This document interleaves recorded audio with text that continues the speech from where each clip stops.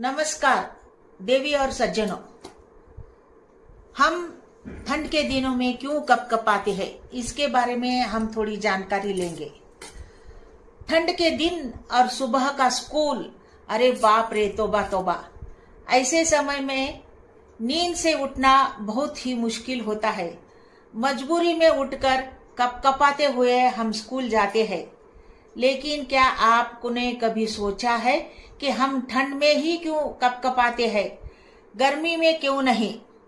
दरअसल कपकपाना हमारे शरीर की ठंड से बचाव की एक प्राकृतिक प्रक्रिया है। जब हम थरथराते हैं तो हमारी मांसपेशियां यानी कि मसल्स तेजी से सिकुड़ती और फैलती है। हमारे शरीर के लिए अपने आंतरिक तापमान को नियंत्रित रखना बेहद जरूरी होता है, क्योंकि अत्यधिक गर्मी या ठंड शरीर के अंगों को नुकसान पहुंचा सकती है।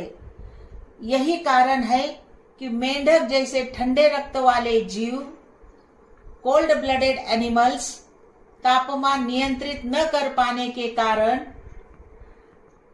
हाइब्रेशन यानी कि शीत निद्रा में चले जाते हैं और जमीन की गहराइयों में छिप जाते हैं।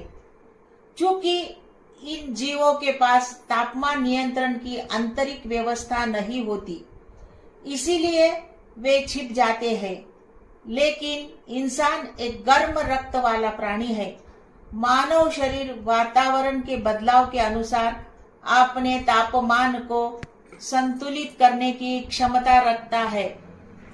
इसी वजह से गर्मी बढ़ने और पसीना आता है ताकि शरीर ठंडा हो सके, और ठंड बढ़ने पर कपकपी छूटती है ताकि शरीर की रक्षा हो सके।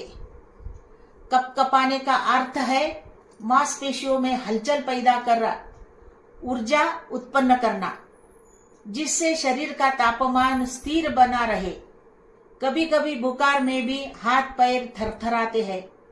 जैसे मलेरिया में रोगाणुओं के कारण मस्तिष्क का तापमान नियंत्रण केंद्र प्रभावित हो जाता है। मलेरिया में रोगाणुओं के कारण मस्तिष्क का तापमान नियंत्रण केंद्र प्रभावित हो जाता है।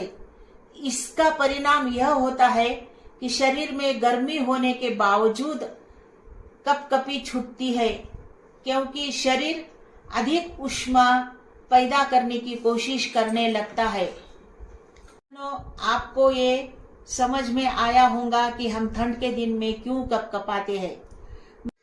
मैंने ये जो जानकारी